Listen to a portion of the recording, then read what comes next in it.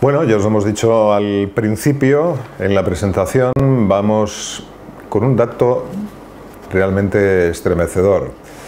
Casi la mitad de la gente que vive en la calle, que no tiene un hogar, ha sufrido algún tipo de agresión o humillación simplemente por estar marcada con ese lamentable estigma, ¿no? Que es simplemente una persona que no ha tenido las oportunidades que han tenido otras y que se ven abocadas a vivir sin una casa en la calle. Bueno, ese dato está reunido además con otros más datos, así que los vamos a conocer con nuestra invitada. Maribel Ramos es la coordinadora de esta investigación del Observatorio Atento. Buenas tardes, Maribel. Hola, buenas tardes. Vamos a ver, ¿qué es la aporofobia? Para que quede claro, para que les suene a nuestros espectadores. Bueno, pues la aporofobia son las actitudes y comportamientos que denotan intolerancia, determinadas actitudes de humillación, de no consideración de la dignidad de las personas sin hogar o las personas que se encuentran en una situación de extrema exclusión social. Y las personas que actúan de esta manera, o sea, los que tienen la aporofobia, al llamarlo así, ¿significa que están enfermos, que tienen algún tipo de problema psicológico o simplemente es una manera de actuar? No, realmente no hay ninguna enfermedad, ¿no? Es como la gente que es racista o que es homófoba, no es ninguna enfermedad, sino simplemente son actitudes que denotan bastante intolerancia y desprecio hacia un determinado sector de la población. No queremos hablar además de enfermedad porque parece que eso tiene un valor que reduce la carga de responsabilidad que implica, ¿no? No son personas con problemas de salud mental, no son personas con ningún otro tipo de problema, sino que tienen actitudes muy intolerantes, que realmente eso sí que es un problema para la generalidad de la sociedad. Claro, me imagino que habría que también hacer un poquito de trabajo educativo en este sentido, ¿no? Yo creo que los chavales, para empezar, casi ninguno de nosotros sabíamos este concepto de la aporofobia. Igual habría que explicarlo en los coles, ¿no? Claro, no solamente el concepto de la aporofobia, sino que en general tenemos que hacer un esfuerzo para acercar la realidad de las personas sin hogar al conjunto de la ciudadanía. En general se tienen unas creencias bastante estereotipadas sobre lo que implica ser una persona sin hogar, ¿no? En general aceptamos que las personas sin hogar están en la calle porque quieren, que no utilizan los recursos porque no les da la gana, que la mayor parte de ellos tienen muchos problemas de consumo de alcohol, consumo de drogas, etcétera, ¿no? Y esto no se tienen en cuenta las historias humanas que hay detrás de cada persona que no tiene un hogar y que está viviendo en la calle. Y en este sentido, pues es verdad que la intervención educativa en los coles es una herramienta muy interesante, pero no solo, ¿no? Se observan muchas actitudes de intolerancia hacia las personas sin hogar, de desprecio, de humillación en el conjunto de la sociedad. Bueno, también hay que hacer un trabajo desde los medios de comunicación, creo yo, y ahí estamos nosotros, para intentar por lo menos divulgarlo a nuestra manera y humildemente como podemos, ¿no? Claramente y os lo agradecemos además bastante, ¿no? Porque es cierto que los medios de comunicación sois unos aliados fundamentales para acercar esta trágica realidad al conjunto de la población. Porque fíjate, yo creo que entre la gente, pues no sé, en exclusión social, ¿no? Que está lamentablemente cada vez en mayor cantidad entrando en ese camino, la gente que vive ahí en los túneles, escondidos en el metro, en la calle, en los cajeros automáticos o en las cajas o en los bancos, en las puertas ahí, yo creo que de todos son los que quizás despreciamos más. De toda la gente que, no sé, me da esa sensación, no tengo ni datos ni sé si realmente es así, pero parece que son de las que pasamos más, ni las miramos, nos parecen, no sé, hasta esa manera de verlas, ¿no? Como la última escoria, ¿no? Algo así. Sí, efectivamente, tú lo has descrito fenomenal, ¿no? Nosotros decimos que la realidad de las personas sin hogar es una realidad totalmente invisible, ¿no?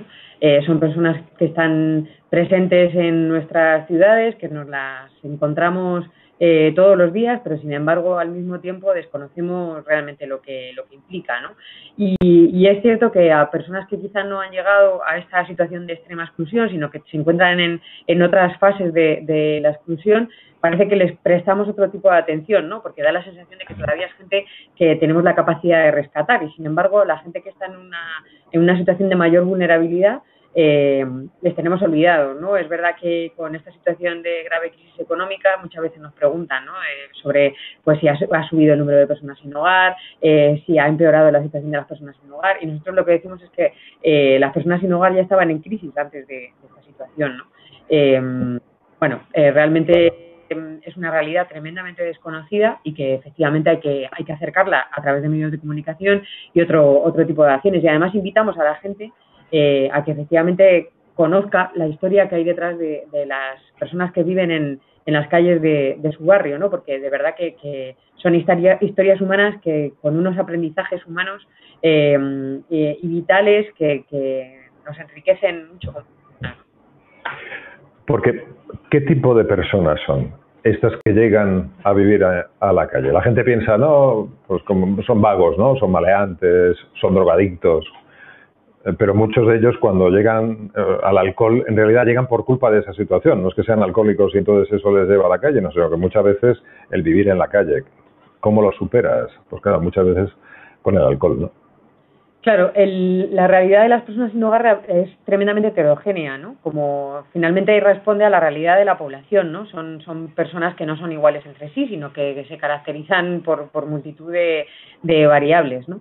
Sí que es verdad que lo que les une en general y de manera más frecuente es que lo que ocurre en la vida de una persona sin hogar es que se juntan muchos factores, muchas situaciones vitales estresantes en un corto periodo de tiempo y estas personas no tienen capacidades ni tampoco una red de recursos que sea capaz de soportar la situación de alto estrés vital que viven, ¿no? La muerte desencadena la muerte de un familiar, la pérdida de un empleo, tener algún tipo de problema de salud, pues por ejemplo también la pérdida de la vivienda, etcétera, ¿no? Y a partir de ahí no hay una red social o familiar que lo soporta, la persona tampoco tiene capacidad para responder ante una situación así y llega a la calle. Luego, una vez que efectivamente llega a la calle, pues obviamente sobrevivir viviendo en la calle es bastante duro, ¿no? Y no solamente se desarrollan problemas de consumos, tanto consumo de alcohol como consumo de drogas, sino también que se produce un deterioro grave de la salud de las personas, ¿no? En general, los datos nos dicen que la esperanza de vida de una persona sin hogar está 20 años por debajo de la esperanza de vida de las personas que tenemos una vivienda y tenemos toda una red que nos soporta, con lo cual la calle mata y mata en muchos sentidos. Ya lo creo. ¿Por qué se ataca a estas personas? ¿Hay alguna explicación, aparte de lo de la aporofobia? Bueno, la existencia de estas actitudes, desde luego, es lo que marca, ¿no? Claramente, pero también el cierto grado de sentimiento de impunidad frente a este tipo de agresiones, ¿no? Impunidad porque, en general, efectivamente, el resto de la sociedad no miramos a las personas sin hogar, no le otorgamos credibilidad a su testimonio y consideramos, además, lo que hacen las personas que agreden, humillan, etcétera, a las personas sin hogar es que no las consideran dignas de vivir y pertenecer a esta sociedad y mucho menos a nuestro entorno más cercano, a nuestro barrio, a nuestra ciudad, etcétera, ¿no? Y al final todo esto se une e implica que consideramos que estamos haciendo bien, además, por el hecho de agredir, humillar, etcétera, y expulsar al final de nuestro entorno más cercano a estas personas. Y es verdad que hay gente joven, o casi siempre es gente joven la que agrede a este tipo de personas. Bueno, la verdad es que nuestros resultados dan cierta tendencia a esto que tú comentas, ¿no?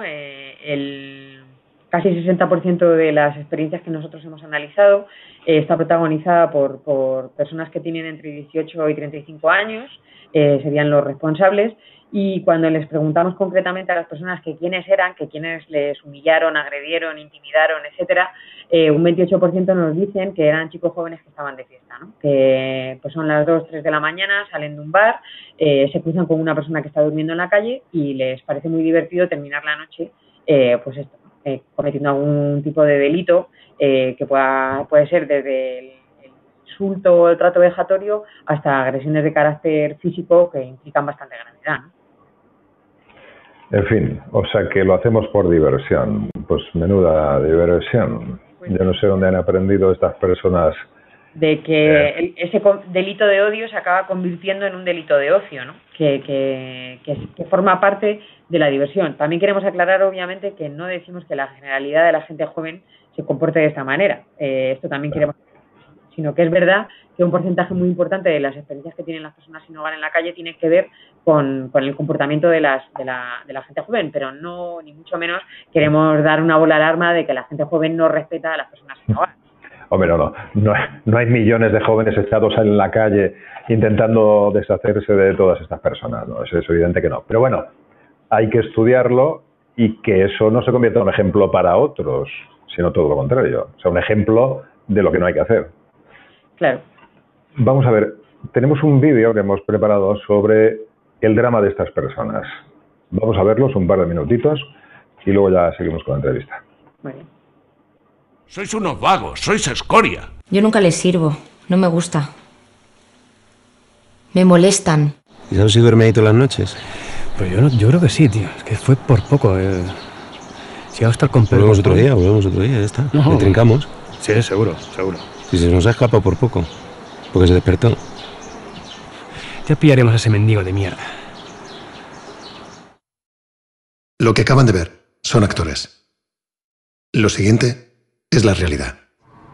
Era una zona de baretos y había un cajero. Hacía más días, llovía y sobre las 2 de la mañana es cuando llegaron así, pasaron una pasada así y se dieron la vuelta. Entonces ya empezaron ahí, abrieron la puerta y ahí me pillaron durmiendo en un saco y como en el saco es de esto de militar, no tiene cremallera, pues no me dio tiempo a nada, me comí la paliza. Se fueron tan contentos y se contaba uno a otro que hemos pegado un vagabundo.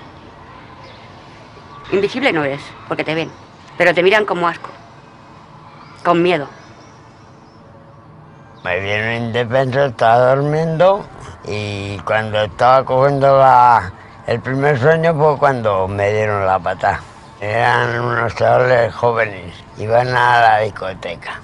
Gente que te pega sin hacerle nada, te pegan porque les da la gana a ellos. Pegarle a un pobre o un mendigo no tiene importancia. En la calle se pasa mucho miedo, pero mucho. Tienes que proteger tu vida. Vivir en la calle es lo peor que hay.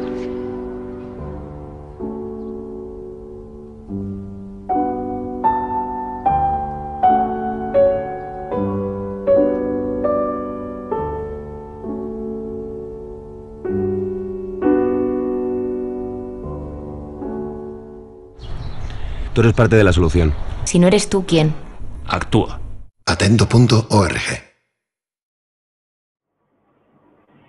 Bueno, así es el drama de estas personas que viven en la calle. Seguimos con Maribel Ramos, coordinadora del Observatorio Atento, para conocer más datos de ese informe que dice que casi la mitad de estas personas que viven en la calle han sufrido algún tipo de ataque o de agresión. Maribel, ¿por qué casi nadie de estas personas denuncia las agresiones? Bueno, pues esto tiene que ver mucho también con que les estamos pidiendo que confíen en las administraciones, en las instituciones que previamente ya le han fallado, ¿no? Cuando una persona sin hogar llega a la calle, obviamente es un proceso relativamente largo en el que ha podido solicitar ayuda a distintas organizaciones, instituciones, etcétera, y no ha servido, ¿no? Tenemos que hacer desde luego un grandísimo esfuerzo por generar confianza entre las personas sin hogar, por acercar este tipo de la Administración de Justicia, servicios policiales, por acercar estos servicios, adaptarlos también a la situación que viven las propias personas sin hogar y, por supuesto, también darle valor a la propia denuncia, ¿no? Muchas veces las personas sin hogar te dicen: ¿a quién voy a denunciar si, por ejemplo, me agredieron mientras que estaba durmiendo, no pude ver nada, no sé quién me agredió? Tenemos que hacerles ver que la propia denuncia tiene valor en sí mismo, a pesar de que a lo mejor no se consiga efectivamente nada, ¿no? Como ellos nos dicen. pero es necesario que se denuncie, porque lo que no forme parte de las estadísticas oficiales no va a entrar de una manera decidida en la agenda y no vamos a ser capaces de destinar los recursos que son realmente necesarios. Y luego, estas personas que denuncian reciben luego una sentencia en la que se condena a las personas que les han agredido. Pues en la investigación que nosotros hemos realizado tenemos que decir que nadie nos informó de una sentencia condenatoria. Puede ser por varias razones. Hay a veces que, por ejemplo, ha podido ser que se haya iniciado un procedimiento judicial, pero que la persona no se haya personado como acusación particular y, por lo tanto, no haya sido informada del procedimiento, ¿no? Y por otra, pues efectivamente puede ser que de los casos de los que nosotros tenemos conocimiento que se denunciaron, pues efectivamente no se llegó a una sentencia condenatoria. Sí que es verdad que tenemos también una excelente relación con la Fiscalía, con la red de fiscalías de delitos de odio. Sabemos que están prestando especial atención al tema de los delitos de odio contra personas sin hogar y estamos trabajando de manera coordinada para tratar de mejorar la coordinación, ¿no? Precisamente, y esto entre las organizaciones de atención a personas sin hogar, específicamente aquellas que formamos el Observatorio Atento, y las propias fiscalías. Algo estamos haciendo mal y algo tenemos que hacer para mejorar lo que estamos haciendo mal. ¿A quién se agrede más, a mujeres o a hombres? Bueno, la realidad de las personas sin hogar es que son mayoritariamente hombres. El 80% de las personas que están en situación de sin hogar son hombres. Pero luego es verdad que nosotros hemos analizado de manera separada las entrevistas que hemos realizado a las mujeres y por otra parte a los hombres. Y en esa situación, haciendo esos análisis separados, en el caso de las mujeres, el porcentaje de mujeres agredidas alcanza el 60%, mientras que en el caso de los hombres el porcentaje alcanza un 44%. Con lo cual, efectivamente, las mujeres parecen presentar una mayor vulnerabilidad, ¿no? Serían mucho más vulnerables a este tipo de experiencias de victimización. Hay muchas menos mujeres en la calle y, sin embargo, muchas más de ellas han sufrido algún tipo de delito. Bueno, pues esto tiene mucho que ver con el género, ¿no? Y cómo somos percibidas como mucho más débiles y, por lo tanto, un blanco mucho más fácil.